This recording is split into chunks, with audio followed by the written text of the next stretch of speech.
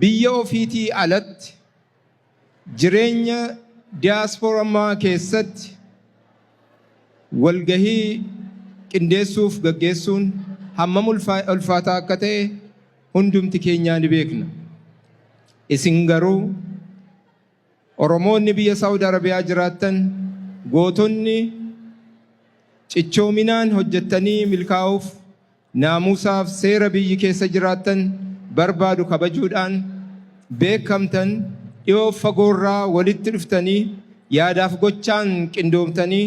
sagantaa artiistota gootota afran qallootiif sirna kabajaa kennu kana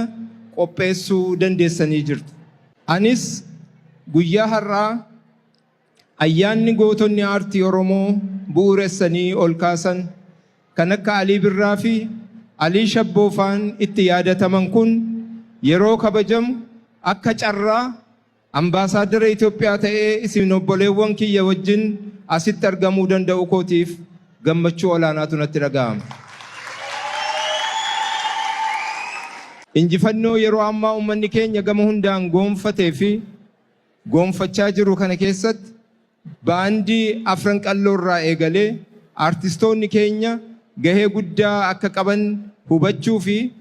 dagaagina aartii Oromootiif haala adda hin cinneen gahee ofii gumaachuun dirqama dhaloota keenya har'aati. Gama kanaan artistoota jajjabeessuudhaaf hangafoota deeggaruuf akkasumas giddugala aadaa magaalaa Dirree Dhawaa keessatti hundeessuudhaaf sochiin isin maallaqa yookaan leecaloo walitti qabuudhaaf calqabdan kun sochii eebbifamaa waan ta'eef cimsitanii akkas itti fuftan si yaadachiisa. Nuti immoo akka Embassy Itoophiyaa Riyaad jirutti sochiin kun hamma milkaa'utti hamma dhumaatti ciminaan kutannaadhaan kan isin cinaa